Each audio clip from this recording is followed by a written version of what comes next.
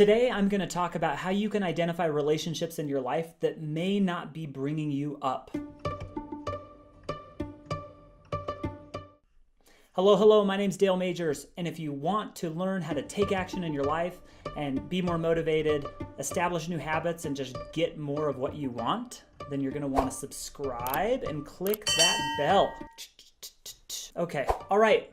So we want to talk about relationships and how to identify which relationships are bringing you up or bringing you down. Relationships are like an escalator. You're either going up or down, okay? And a lot of times I've been in situations where they were tense or stressful and I didn't feel myself. It didn't feel good, the relationship that I was in, whether it was with a coworker or a friend. And how I've kind of identified the most helpful thing for me has been the question, are they rooting for you or are they rooting against you? Are they cheering? Are they celebrating your wins? Or are they indifferent? And the more that you can surround yourself with people that cheer for you, that root for you, and that celebrate your wins, the happier you're going to be and the less you're going to let them bring you down. That's an ideal world. You're never going to be able to do that. So here's a helpful tool and maybe mindset that you have when grouping the different relationships you have in your life. So if somebody came up, just imagine this scenario.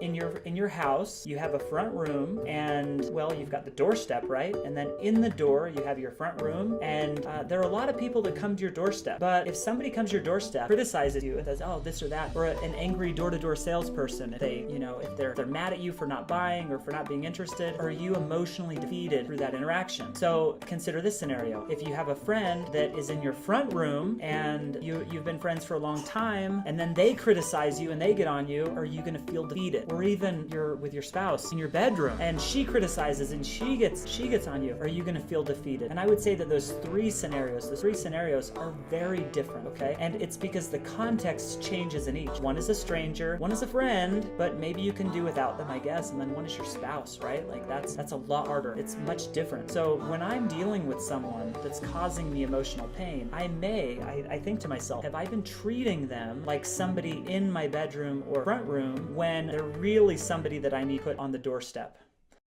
And if you have toxic people in your life where they've been in your front room or in more intimate places and they're treating you like garbage, maybe those are people that you need to move to the doorstep. And you have to remember, this is somebody that I deal with on the doorstep. I can be polite, I can be kind, I can smile, I can still like them, but I'm not going to let them in anymore into the inner sanctum, okay? So are people rooting for you? And then how much power do you give them to influence you? And it's not their fault if they're hurting you and saying mean things, if they should be on the doorstep, but you've let them into your room. So think about it. You have people in your life that are in the room, that are in the inner sanctum, right, in your room, that you're allowing to be negative and toxic to you, and you just need to move them out to the doorstep, or heck, kick them out of the yard, talk to them from the sidewalk, talk to them over the fence. You can be polite, but you have put them out of your shell, right? And that's what we have control to do. We have the power to do that. So I'd love for you to comment, like, subscribe. I'm continually developing content like this. Next, I'm coming out with actually a whole round of videos on goal setting. It's going to be awesome. But if you have people that you've allowed into your life that aren't rooting for you,